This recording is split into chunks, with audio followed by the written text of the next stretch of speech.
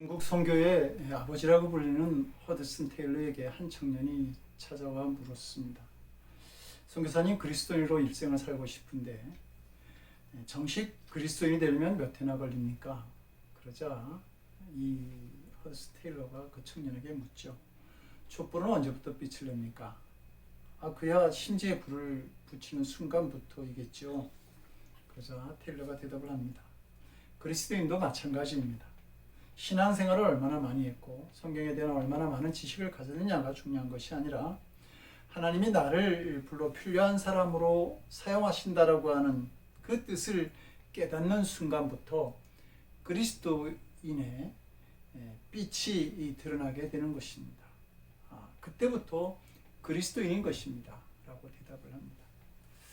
초는 아무리 오래 두어도 초일 뿐이지 결코 촛불이 될 수가 없습니다. 교인도 아무리 오래 교회를 다녀도 교인이지 그리스도인이 될 수 없는 것이죠. 그리스도인의 빛이 나타나고 그리스도인의 모습이 드러날 때 비로소 그리스도인이다 이렇게 말할 수 있는 겁니다. 신약 성경에는 그리스도인이라는 단어가 3번 나옵니다. 그리고 오늘 본문에 나온 단어가 제일 먼저 나오는 단어이죠. 이 본문에 나오는 단어는 비기독교인들이 그리스도만을 따르고 그리스도의 삶을 살아가며 그리스도를 전하기를 기뻐하였던 안디옥 교인들의 모습을 보면서 붙여준 별명인 것입니다. 오늘 우리가 봉독한 본문에는 아주 중요한 기독교 역사가 나타나고 있는데 그것은 복음의 전진 기지가 예루살렘 교회에서 안디옥 교회로 넘어가고 있다는 점입니다. 사도행전 9장을 보게 되면 하나님께서 사도 바울을 만나 주시면서 이방 선교의 준비를 하고 계십니다.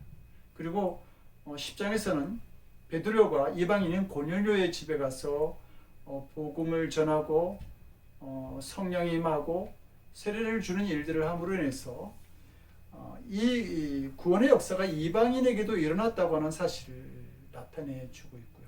그리고 이제 11장에서는 복음이 이방 지역인 안디옥 지역에 전해지면서 안디옥 교회 성도들이 그리스도인이라고 하는 이름을 얻게 되고 안디옥 교회가 세계 선교의 중심지로서의 자리 잡는 모습을 기록하고 있습니다. 하나님께서 그 복음의 중심 기지를 안디옥으로 옮긴 것에는 몇 가지 이유가 있습니다. 첫째는 안디옥이 갖는 지리적 이점입니다. 이 도시는 남과 북, 또 동과 서로 이렇게 연결되어져 있는 지리적 요충지에 있었고 특히 서쪽으로는 바다와 연결되어 있어서 당시 세계의 중심지였던 로마와 항로가 열려 있었던 것입니다. 그래서 안디옥에서 무슨 일을 하든 간에 세계로의 확산이 아주 쉽게 이루어지는 그 지리적 이점이 안디옥에 있었던 것이죠. 그리고 두 번째로는 안디옥은 유대교의 핍박에서 벗어난 지역으로서 선교 활동이 참으로 자유스러웠습니다. 세 번째로는 이 안디옥은 국제적 도시 성격을 띠고 있었기 때문에 여기에는 헬라인과 로마인과 유대교인들이 다 어울려서 함께 잘 살고 있었습니다. 말하자면 인종적인 거부감이 없었던 것이죠. 그러므로 이 안디옥 교회 역시 이방인에 대한 거부감이 없었습니다. 그래서 20절은 그 중에 구브로와 구레네 몇 사람이 안디옥에 이르러 헬라인에게도 말하여 주 예수를 전파하니라고 충고합니다. 그들은 헬라인에게도 복음을 전하였는데 이런 사람들이 모인 교회가 바로 안디옥 교회였던 것입니다. 안디옥 교회가 땅끝까지 이르러 주님의 복음을 전하는 데 있어서 처음부터 끝까지 잘 감당할 수 있었던 교회가 될 수 있었던 비결은 오픈 마인드였던 것이죠. 다른 사람들과 연합하는 교회, 하나 되는 그런 교회였던 것입니다. 온 인류가 하나님의 자녀고 그리고 예수 그리스도의 구원을 받아야 될 구원의 대상이라는 사실을 그들은 너무도 당연하게 여겼고 그리고 모든 이방인들에게 전도하였던 것입니다.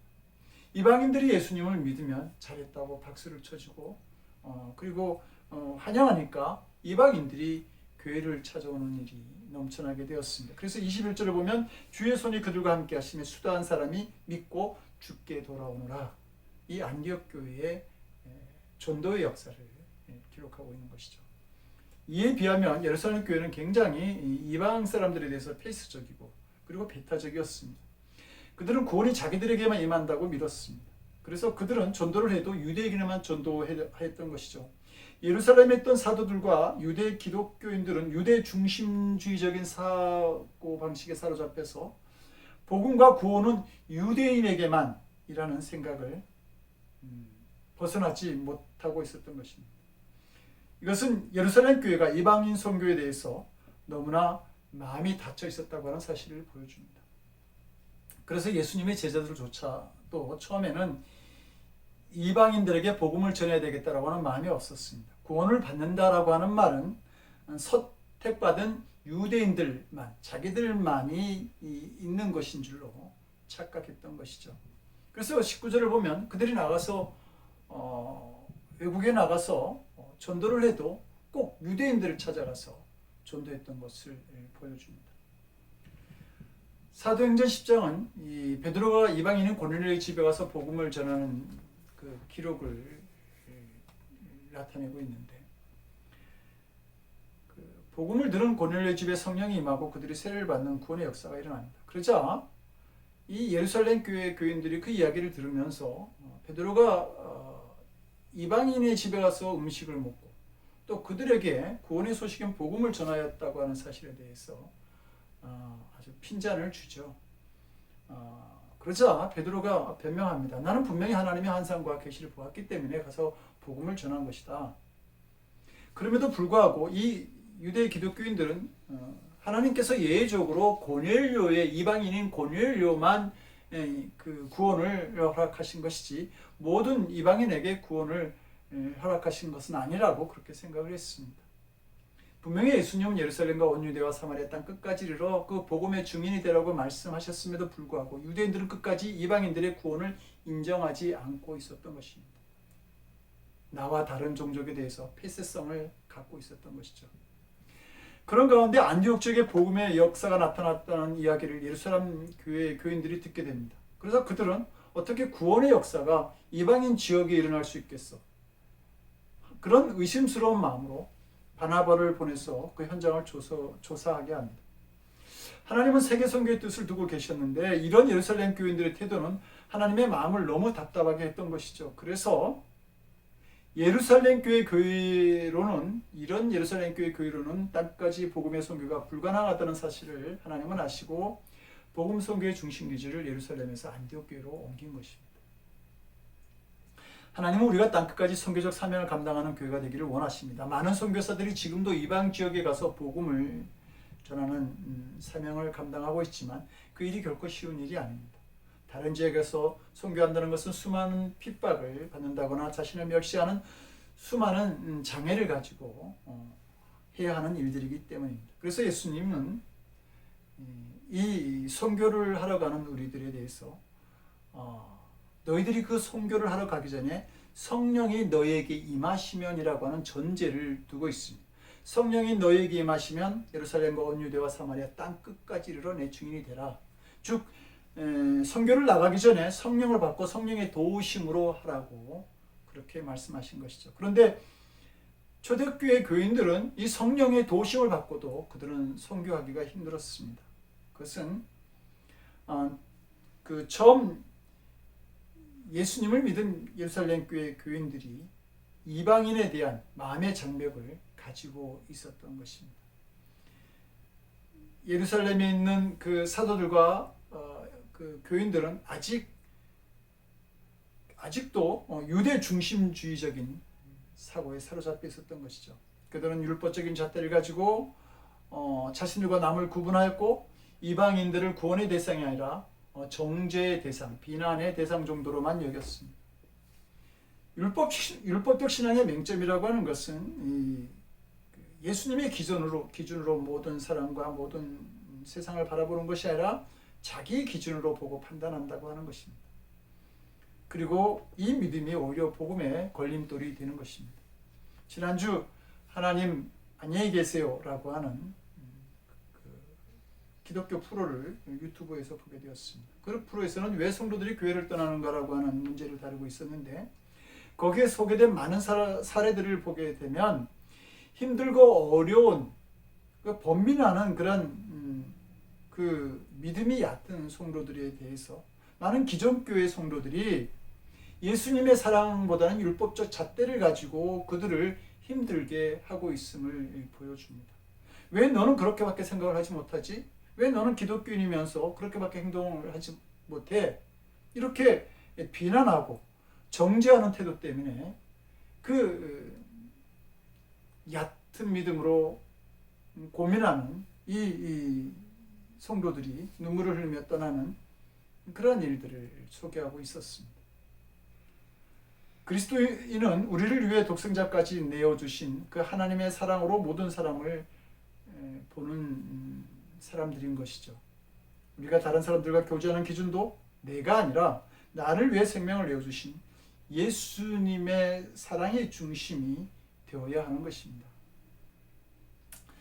안디옥에 와서 이방인들이 예수님을 믿는 것을 본 바나바가 크게 기뻐합니다.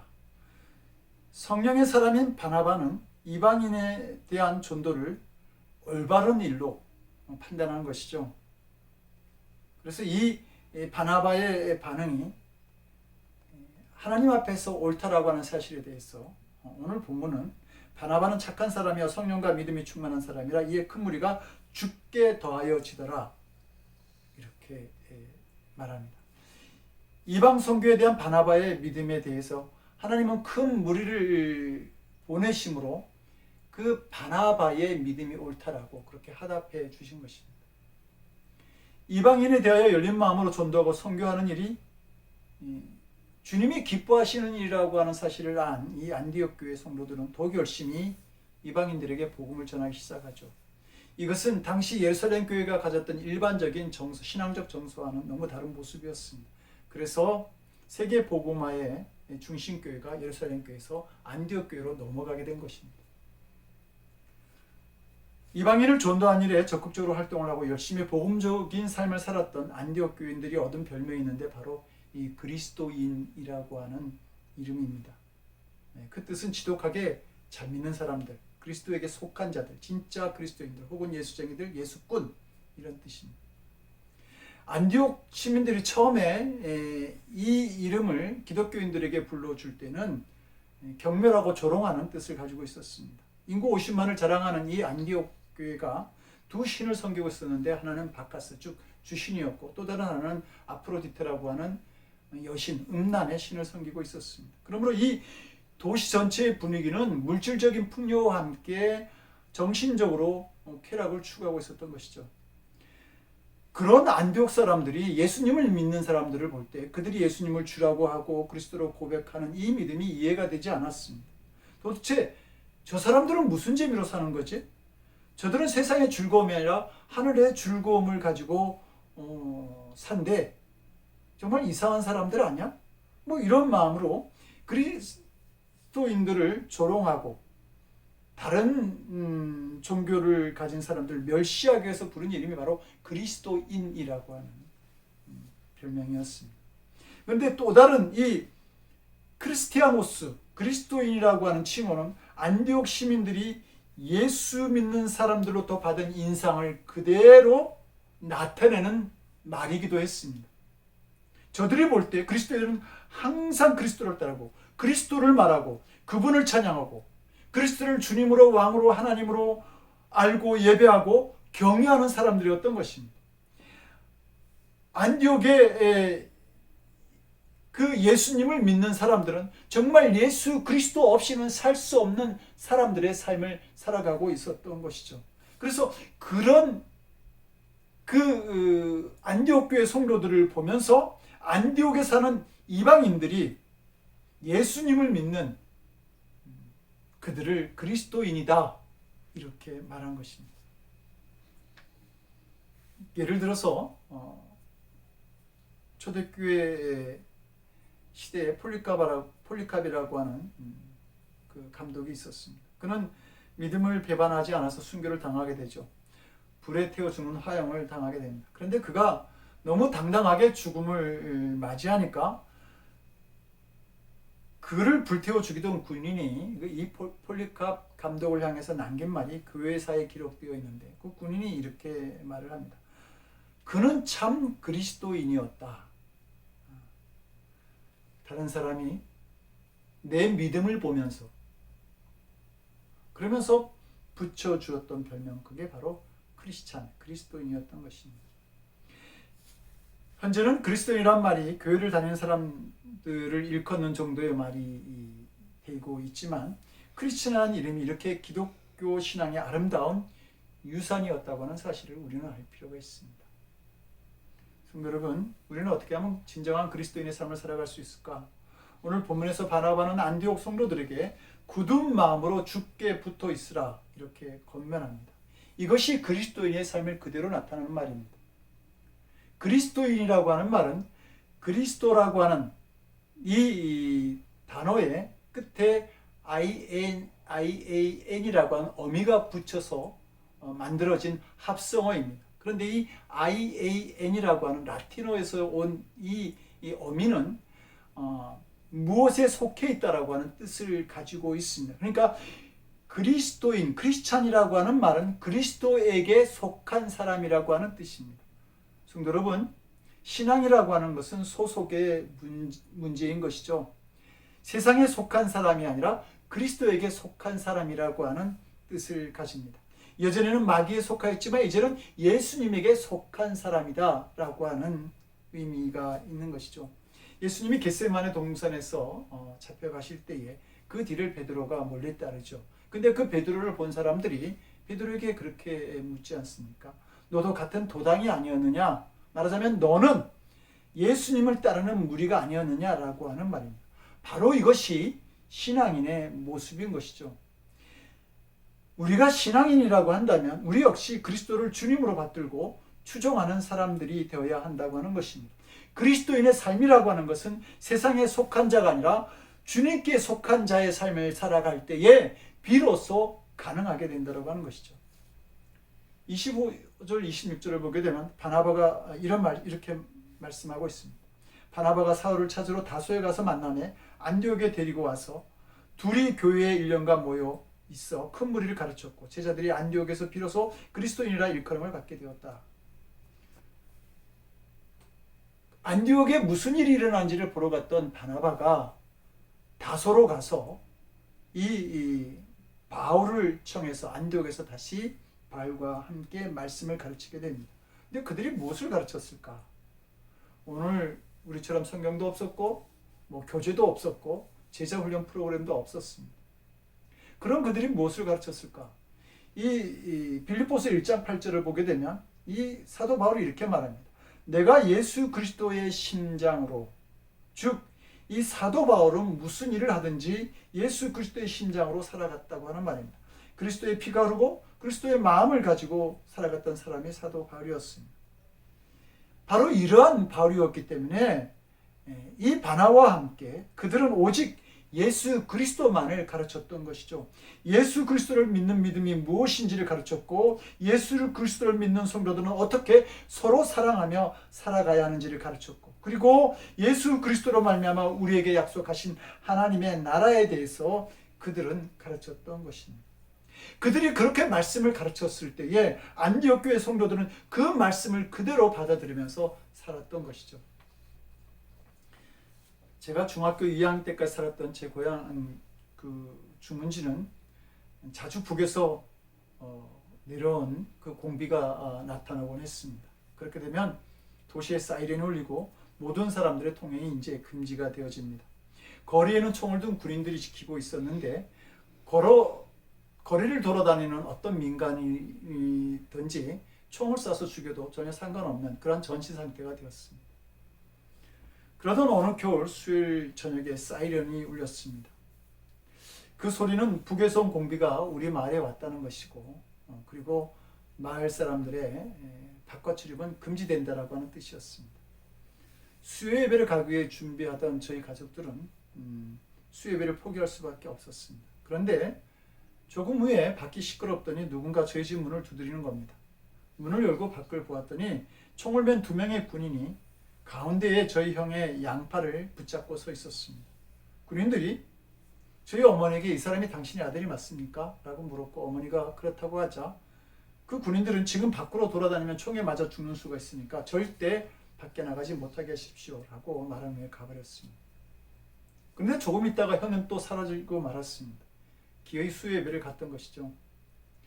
다음날 새벽 기도회까지 마치고 이제 돌아온 형에게 죽을 수도 있는 상황이었는데 형 말고 교회 오는 사람들이 또 있었어? 라고 제가 물었습니다. 그러자 형은 평소보다 적은 사람이었지만 그래도 교인들이 모여서 함께 뜨겁게 예배를 드렸다고 그렇게 말하였습니다. 근데 저는 그 대답을 들으면서 정말 목숨을 내놓고 예수님을 찾아왔던 그 성도들의 그 예배의 자리는 얼마나 뜨거웠을까 하는 그런 부러운 마음이 들었습니다. 자기의 생명을 다 내려놓고 그 예배에 참여했던 그 성도들의 마음속에는 오직 예수 그리스도의 사랑, 나를 구원하여 주신 그 예수 그리스도의 은혜로만이 가득 차지 않았을까?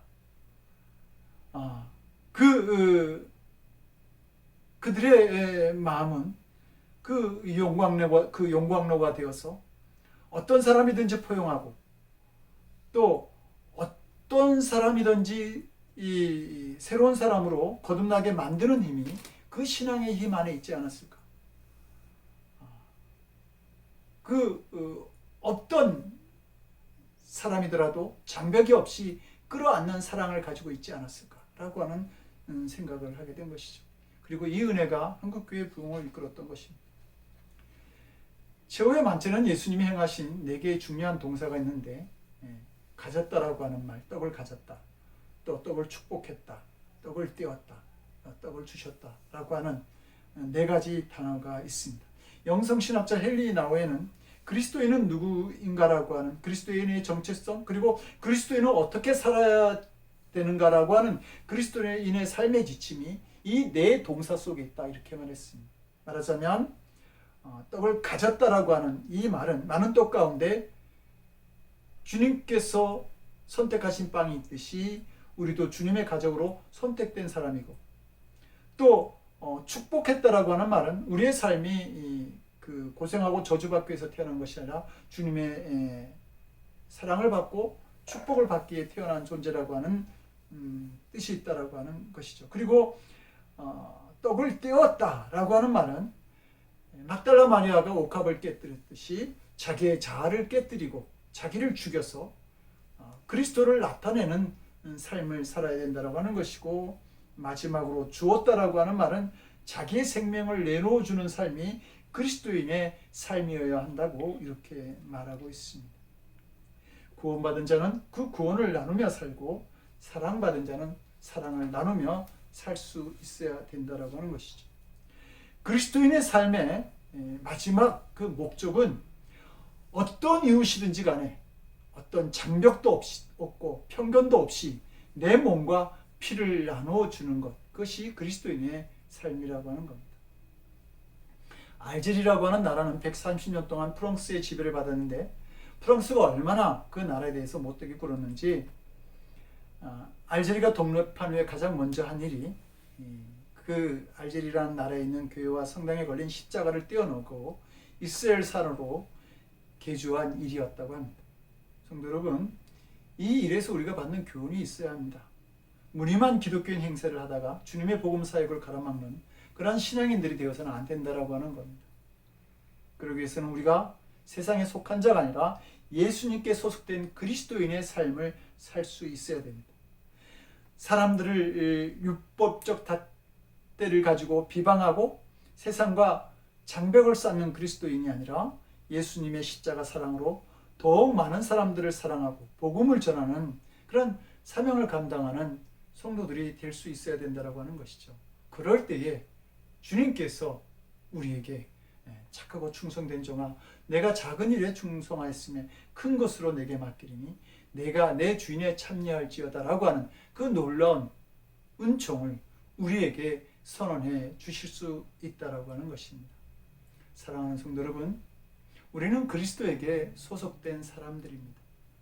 그리고 그 그리스도에게 소속된 자로서 그리스도인의 삶을 살아감으로 인해서 어떤 사람이든지 편견이 없이 그리스도의 사랑을 나누고 복음을 전하는 귀한 사명을 감당하는 성도들이 되어서 주님께서 마음껏 축복하시는 귀한 믿음의 삶을 살아가는 우리 모두가 될 수 있기를 주님의 이름으로 간절히 축원드립니다.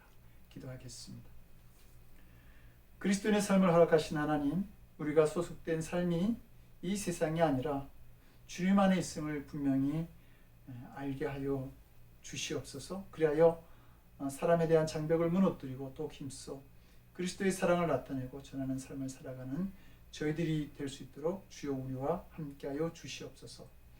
이제는 우리 주 예수 그리스도의 크신 은혜와 아버지 하나님의 극진하신 사랑하심과 성령님의 감화 감동 우리 안에 교통하시고 역사하시는 놀라우신 은총이 이제 그리스도에게 소속된 자로서 그리스도인의 삶을 살아가기를 원하는 거룩한 성도들 머리 위에 저들의 삶과 가정과 일터 위에 지금부터 영원토록 함께 하옵시기를 간절히 축원드리옵나이다.